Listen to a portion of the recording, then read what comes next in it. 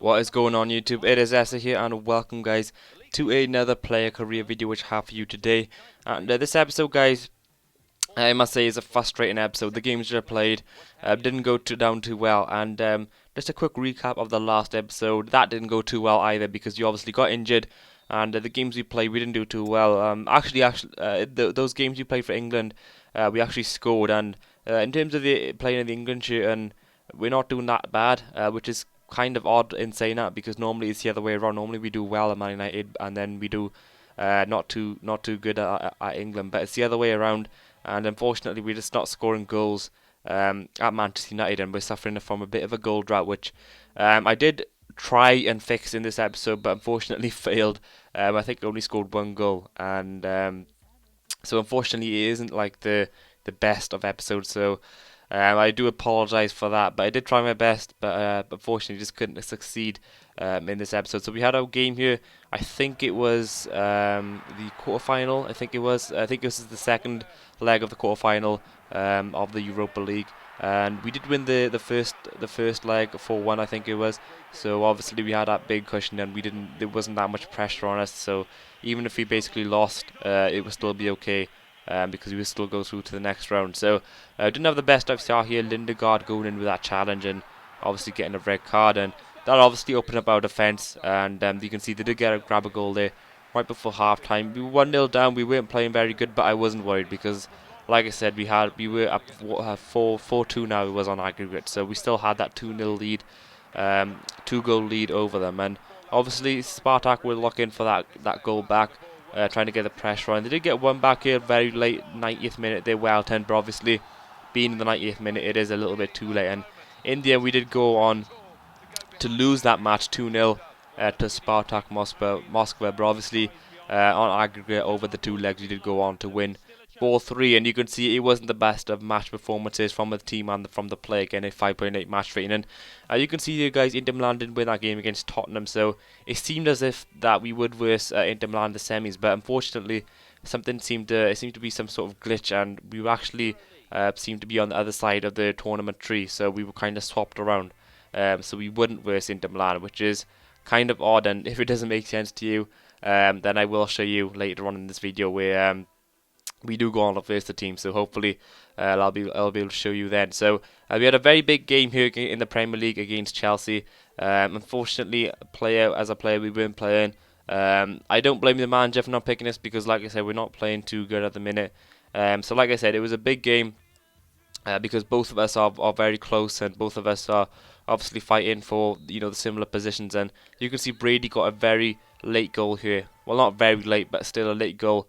And it was obviously a vital goal in the end because it did prove to give us the win and obviously the 3 points as well. So that was a huge win, and obviously we're looking to continue that form into this match at Swansea. We're in a game which we were playing, and obviously in a game which I was looking to get back the position, get back scoring goals, and yeah, getting back to normal basically. So first off, we didn't play too well. You can see top left here, guys. Possession-wise, they were just killing us basically. This first half, we were just getting completely dominated by Swansea. So second half, we were obviously looking for things to prove, and it did improve. You can see had a good pass there, but unfortunately, just couldn't finish that. And everything, by minute, everything was just getting worse for me, and I was just getting a little bit more nervous in front of goal because my time without a goal was increasing. So you can see in the media we weren't doing too good either. SA not performing to expectations, and it even got worse for us as well because the manager objectives, as you can see, we didn't even meet one of them. So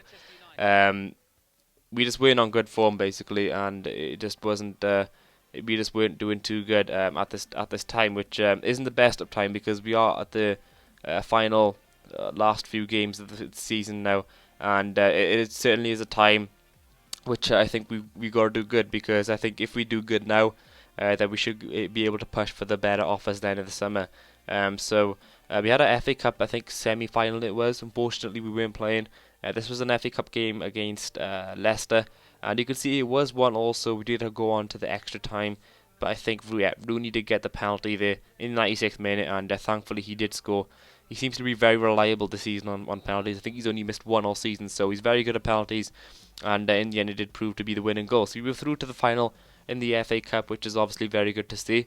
And we had a semi-final here of the Europa League against Sporting. Now, going on to that Europa League kind of glitch which I was on about earlier, and you can see Sporting was actually on the other side of the tree, but for some reason we switched with the team which is supposed to be versing with them. So I don't know what's quite happened there, but I was obviously happy to verse Sporting because they are easier team than Inter Milan. But we struggled in this game.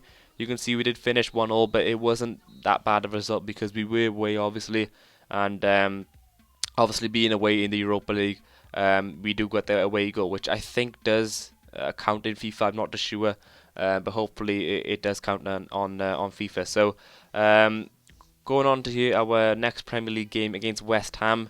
Again, it was another opportunity for us, and we did have a very good start here. Finally getting a goal in the 6th minute. You can see just a turn away from the defender, a very nice sharp turn, and obviously going in those positions on our left foot, it does favour us, and we did obviously finish that one. And he had a similar chance here on our left foot again, but unfortunately we did hit that one wide. And right before half time, we had another chance on our left foot again in a similar position, but fortunately the West Ham goalkeeper did make a good save. So first half was a very good half. We did go on 1-0.